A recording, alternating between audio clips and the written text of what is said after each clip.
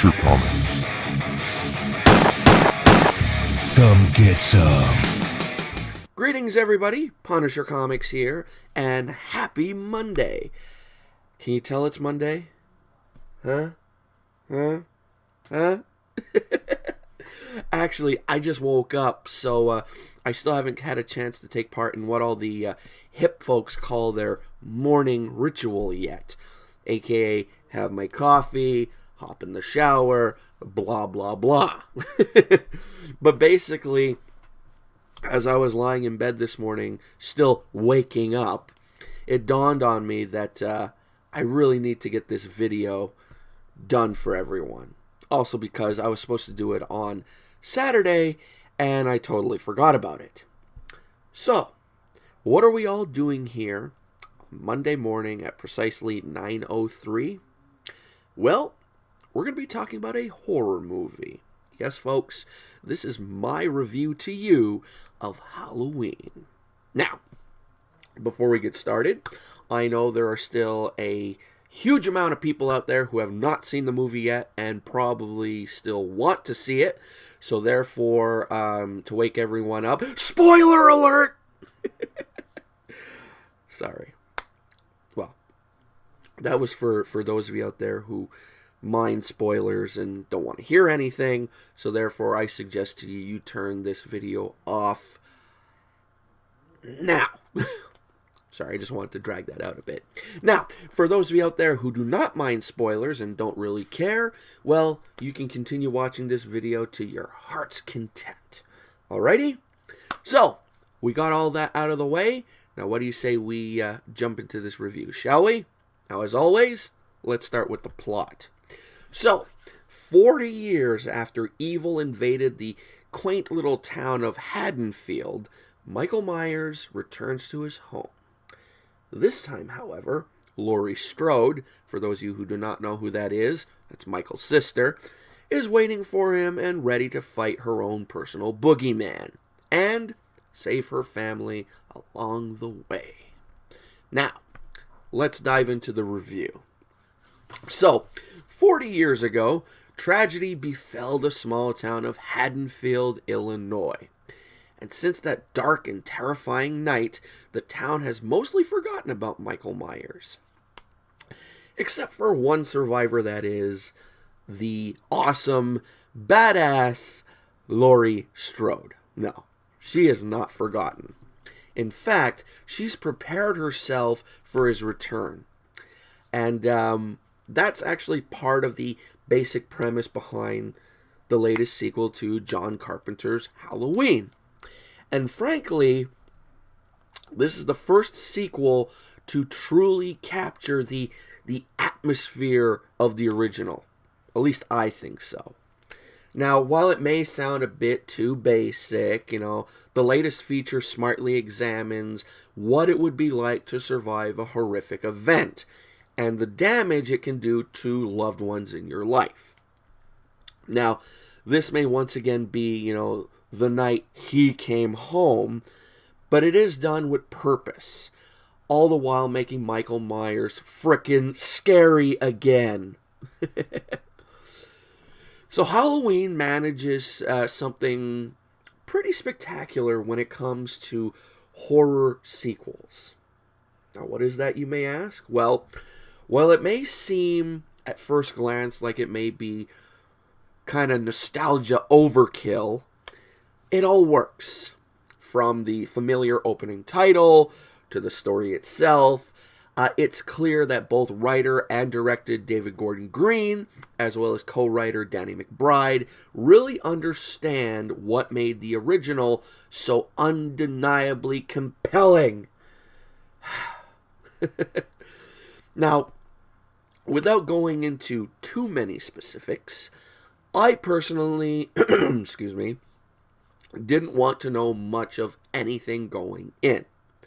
Now, they approach a familiar story, but with an exciting new direction. As well, the filmmakers do not just rely on the good graces of Carpenter's classic.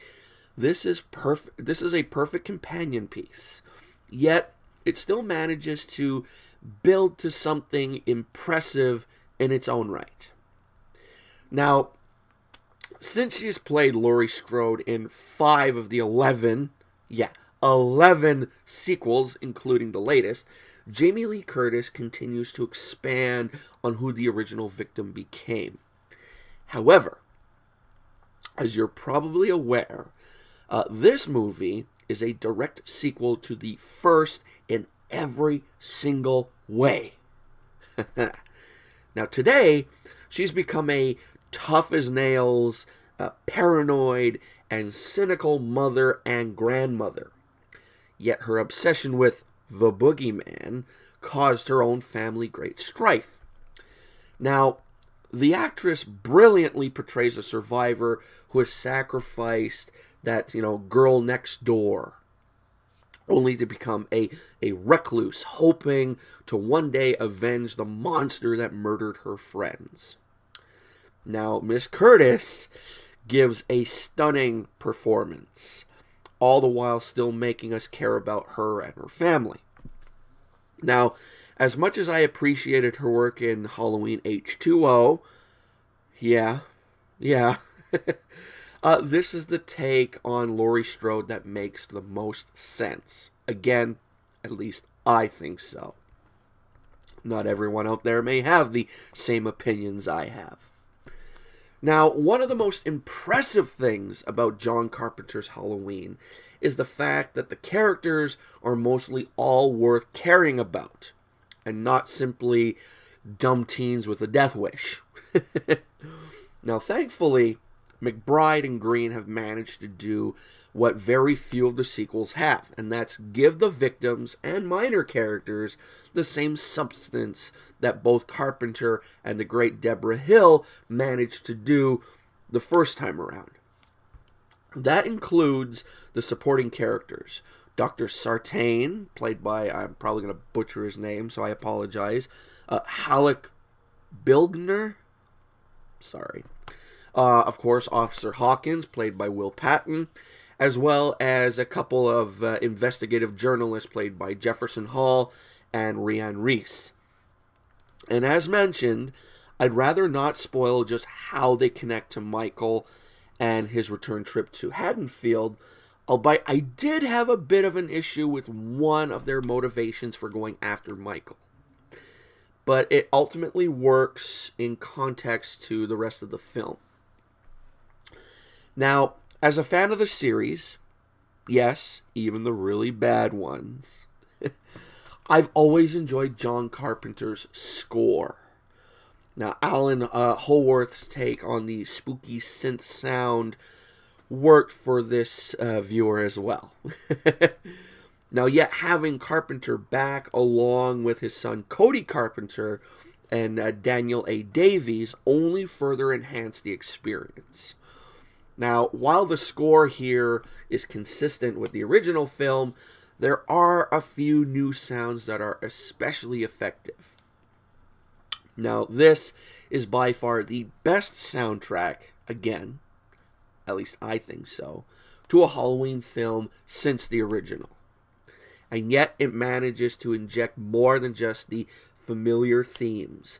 As the bodies pile on and the familiar notes play, that what we ultimately have is an impressive and very brutal sequel that will, I think, thrill audiences, come the actual Halloween day of October 31st. I mean, that should be the pinnacle day to go watch this movie. But unlike me, I couldn't wait, so I went to watch it opening weekend. So, Halloween 2018, I think is the best sequel in the franchise, as well as a terrific film on its own. Now, instead of typical teen fodder, you actually care about the fate of those who come across Michael Myers. In fact, one kill is so surprising that it actually left me wondering how dark they would go. Yeah, I'm not going to say what, though. And yes, the deaths are gruesome, without going full-on gross out, although one death in this movie that Michael, accomplishes actually had me going, oh, and actually when he did it, the whole theater went, oh, and I just couldn't help but yell out, yummy. Oh, man. Come back in about a week or so and ask me in the comments which death that was, because I really don't want to spoil it for anyone. Now, Michael Myers may be older now, but he certainly hasn't slowed down. Jamie Lee Curtis is fantastic as a woman ready to basically destroy the hell out of the evil she faced in 1978. As well, both Greer and these names, Matichak, I'm sticking with it, give us new characters to root for. This may be going in a new direction for the franchise, but I'd be thrilled to see a continuation of David Gordon Green's take on a mass killer who personified pure evil. Now, this Halloween, I think, is a pure treat for fans patiently waiting for Michael Myers to return. So therefore, folks, I give Halloween 2018 a solid 9 out of 10 throat slashes. And with that being said, folks, we come to the end of another awesome, not to toot my own horn, awesome movie review. I hope you enjoyed it, and if you did, give her a thumbs up. If not, give her a thumbs down. And if you enjoy videos like this, well, check out some of the other movie reviews I have floating around here on the channel. My most previous one was of Venom, so go check that out if you're into the whole superhero thing, which about 90% of my viewing audience probably is. As well, while taking a look around the channel, make sure to comment on any video you like, because I love reading them as well as answering them. Although I know I still got to get on some past comments and whatnot. I've been slacking, I know. Bad boy Punisher. And, yeah, also while looking around, make sure to like or dislike any video you watch. Yes, I did say dislike, folks, because let's face it, no one's perfect, right? And when all's said and done, before leaving, make sure to smash that subscribe button. I'm still getting used to trying to say it like that. Sorry. Anyway, folks, so that's it for me. Again, have a great remaining Monday. As well, oh my God, it's still early. As well as have a great remainder of the week. And I'll see you back here on Wednesday for another awesome episode of The Regrettables. All right, folks. I'll see you then. So, till then, I'm Punisher Comics, and I am out.